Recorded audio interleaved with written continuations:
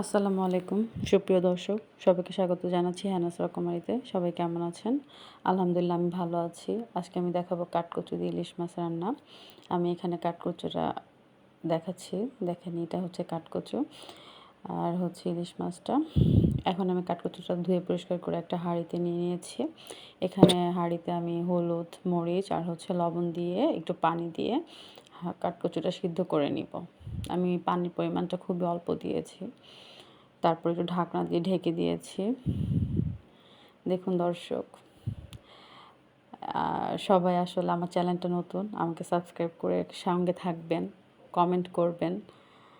আর এখানে মশলাগুলো দেখাইলাম। এখানে আমি পেঁয়াজ, কাঁচামরিচ নিয়েছি। এটা হচ্ছে আমার কাঠকচুটা। এখন একটু নাড়া দিব।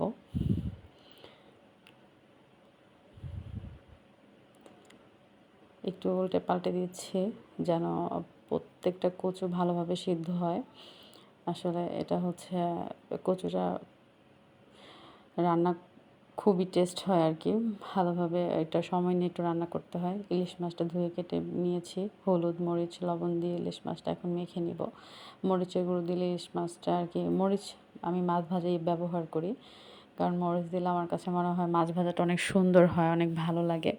দেখুন দর্শক, আমার হলুদ কচুটা, সাদা কচুটা হলুদ হয়ে গেছে। এখন আমি হাঁড়িতে তেল দিব। সরিষার তেল ইউজ করতেছি। আমি আসলে সরিষার তেলই বেশিরভাগ রান্না ইউজ করি। এটা হচ্ছে মানে সরিষার তেল খেলে আমার হাজব্যান্ড বলে সব দিক থেকে নাকি সব কিছু ভালো থাকে। এই হচ্ছে আমার সরিষার তেলটা দিয়ে দিলাম। এখন মাছগুলো ভেজে নিব।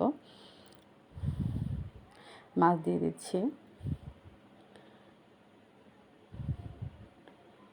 এখন মাছ ভাজা হয়ে গেছে, আমি উঠিয়ে নিয়েছি। এখন ওই একই তেলে আমি আবার হচ্ছে কচুগুলো যে সিদ্ধ করে রেখেছিলাম সেটা দিয়ে দিলাম।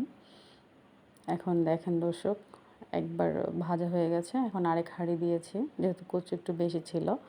সবগুলো কচু আমি ভেজে নিয়েছি। এখন ওই হাঁড়িতে যতটুকু তেল ছিল অতটুকুতেই আমি পেঁয়াজ, কাঁচামরিচ দিয়ে দিলাম।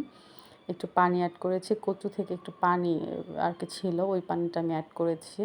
এখানে আদা বাটা, হলুদ, মরিচের গুঁড়ো আর পরিমাণ মতো লবণ দিয়েছি। এখন মশলাটা কষানো হয়েছে। দেখুন দর্শক, এর মধ্যে আমি ভেজে রাখা যে কচুটা সেটা অ্যাড করব।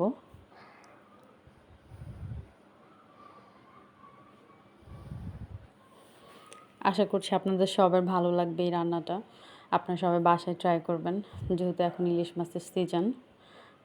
সো ইলিশ মাছ দিয়ে আসলে সব তরকারি রান্না করা যায়। একটু ডিফারেন্স ওয়েতে আমি আমার বুদ্ধিতে আসলে এই কচুটা রান্না করেছি। আমাদের বাসায় সবাই অনেক লাইক করেছে। দেখুন দর্শক, কচুটা আমার কষানো হয়ে গেছে, মশলার সাথে ভালোভাবে মিশে গিয়েছে। এই পর্যায়ে আমি একটু পানি অ্যাড করে দিলাম পরিমাণ মতো এবং ইলিশ মাছগুলো দিয়ে দিয়েছি। এখন একটু ঢাকনা দিয়ে ঢেকে দিলাম। দেখুন দর্শক, আমার রান্নাটা প্রায় হয়ে গেছে। জাস্ট এখন পরিবেশন। এই যে আমার মূল রান্নাটা, ফাইনাল রান্নাটা আমি নামিয়ে নিয়েছি। এখন একটা বাটিতে দিব। সবাই আমার সঙ্গে থাকবেন, সুন্দর সুন্দর কমেন্ট করবেন, ভালো থাকবেন, আমার জন্য দোয়া করবেন। এই যে দর্শক, ফাইনালি আমার রান্না শেষ। খেতে খুব মজা হয়েছে। আল্লাহ হাফেজ।